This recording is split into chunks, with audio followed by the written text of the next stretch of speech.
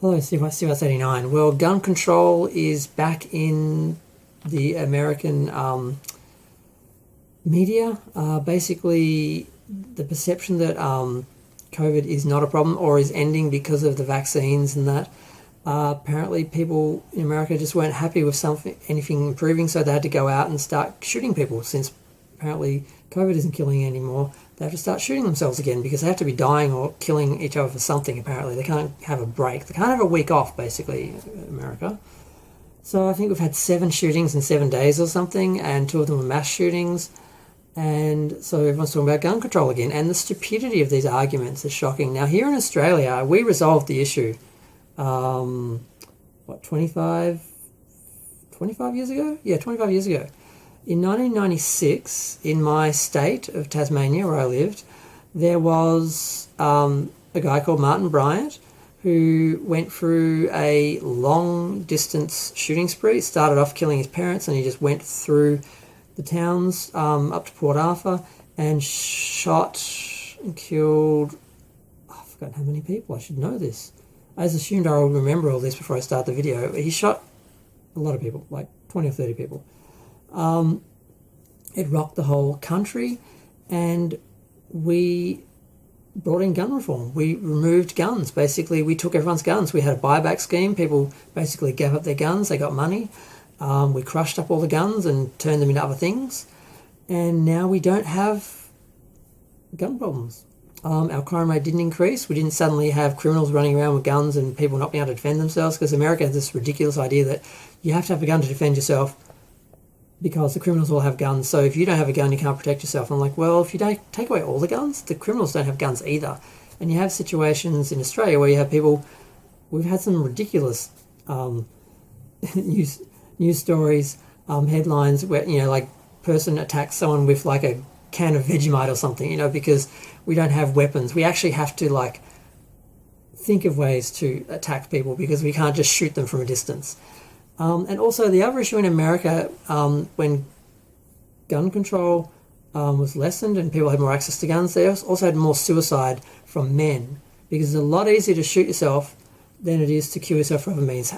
As someone who's been suicidally depressed in the past and contemplated suicide, it's not easy trying to work out a way to do it that isn't incredibly painful and also horrific for people to find.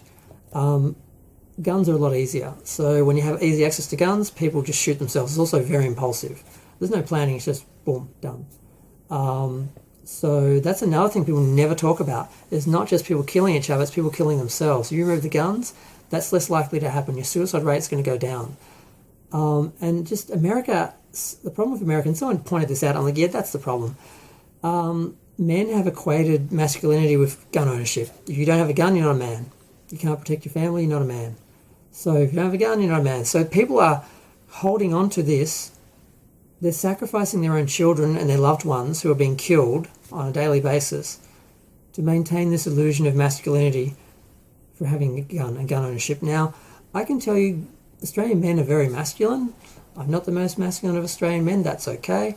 But I'll tell you, Australian men are very masculine, and when they gave up their guns, it was a sign of strength. None of these men suddenly became impotent. We still had sex, we still had babies, all the things men do just continued on without guns. It really didn't affect anything. So the sky's not going to fall if you give up the guns, but America thinks if they give up the guns, they're suddenly going to all become impotent and there's going to be no babies born and the country's going to die. It's just like the level of alarmism and ridiculousness that comes with this debate, and the fact that politicians are so scared of the NRA, which is bankrupt. I don't know what they're worried about them. They don't have any. They can't have any power anymore because they don't have any money to pay anyone, unless the bankruptcy is a front so they can pay people. I'm not sure what's happening. But they declared bankruptcy a little while ago, so they're because of course they're all about money, and people all about money tend to spend it and ruin it for themselves. They never seem to manage it, especially. I'm not even going to go into that. But so I find this fascinating that it's still a debate, and I understand because stupid people occasionally make points that you can't ignore.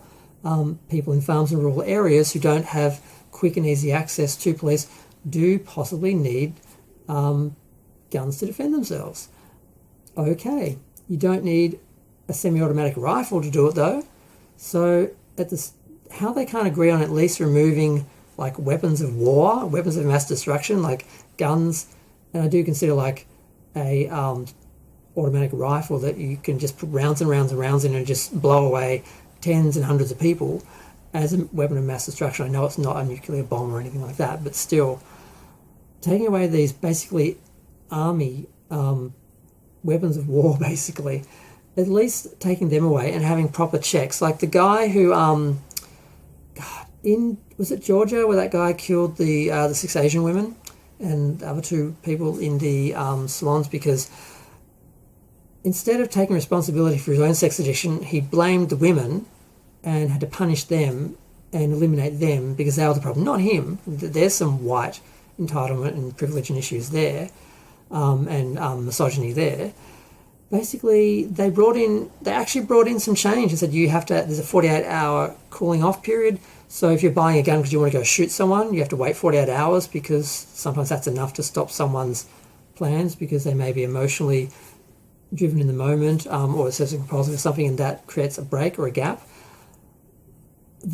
Some laws like that were brought in, but then some stupid governor or someone or judge paused them. So had that guy had to wait 48 hours, those people would still probably be alive.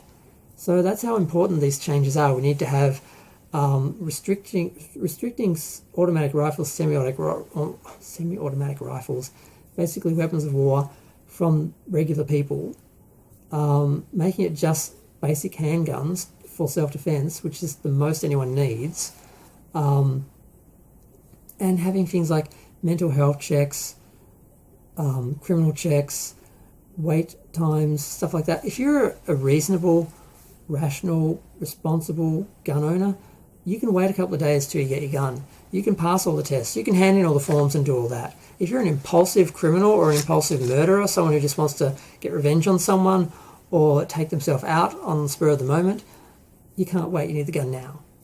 I mean, all these things are so simple, so easy. You don't have to get rid of the Second Amendment. You don't have to pull everyone's handguns out of their hands. You don't have to leave people defenseless or feeling like emasculated. You just need to remove the weapons of war, basically. Because America is basically a war with itself, and it's hard to fathom as someone who can walk out the door and not have to worry about being shot. I haven't seen a gun in my life. I've seen 2 guns in my whole life. 3 guns. One was in a relative's place up on a wall. I don't know if it was decorative or real, but I just remember sleeping under this gun and thinking, is that real?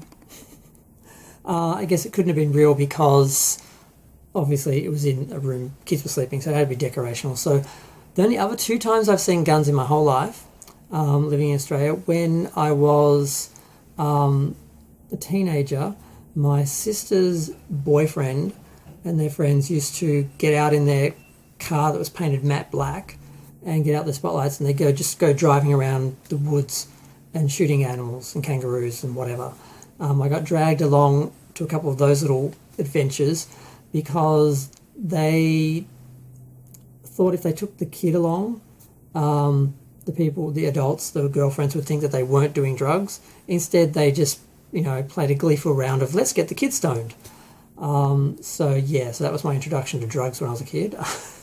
Not that I took them after that, but I mean, it was like peer pressure from actual adults, like twice my age, trying to get me stoned because they thought it would be funny, because I was like 11. And no, I didn't continue taking drugs or anything, but, So they were running around just randomly shooting stuff, places where they weren't supposed to be doing that. So, and my other experience was a lot scarier. My niece had been dating a guy and he had been telling people that he'd been having sex with her, and he hadn't. And I said this. And I was at a friend of his place. He came there and they had a gun in the house that apparently wasn't locked away. It was a double-barrel shotgun. He loaded it up in front of me, pointed it at my face from standing like right next to me, like it was like practically touching me.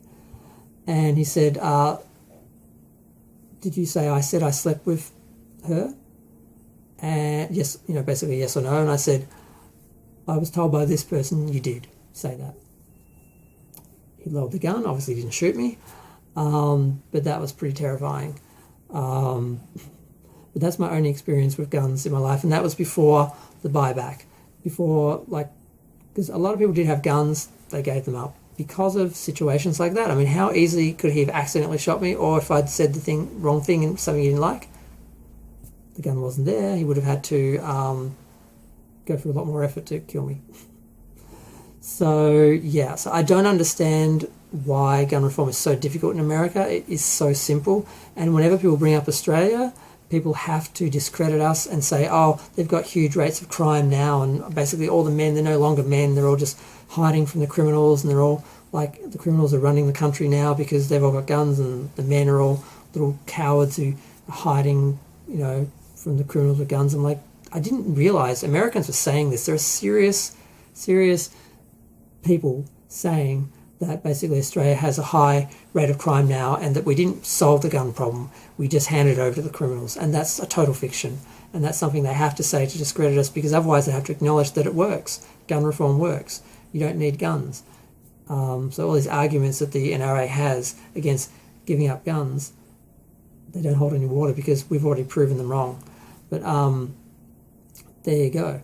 I just don't see why it's so difficult. It's really simple. Take away the weapons of war, the high-powered rifles, the guns that can fire off, round after round after round and kill tens or hundreds of people, and just leave handguns for self-protection that people can carry or have on their farm or whatever, and that's it. It seems really simple. Actually make sure the people who need them have them, the people who don't. And yes, there'll still be a black market, but that's going to be such a small element, and also something that can be contained. It's not like the black market has to be just let go and just run rife. It's something that the police can deal with. So I don't understand why there's such a problem. I don't understand why they're just holding on to these, why they're such a political thing, and why they're so clinging to it. But they need to just let go for their own, because people are dying, and it stopped for a while, but now it's starting up again. And I don't want to see every day another shooting, another mass shooting. But I'm going to go. Feel free to share, comment, subscribe. Let me know what you think of gun control in America, and what you think of what happened here in Australia. And feel free to share, subscribe, maybe even ding the little bell. It does help. I don't know why. Is it up here? Is it up here? No, it's down there. Is it that side? I don't know where I am on the screen. But you know what I'm asking. I'm rambling. I'm going to go. Bye.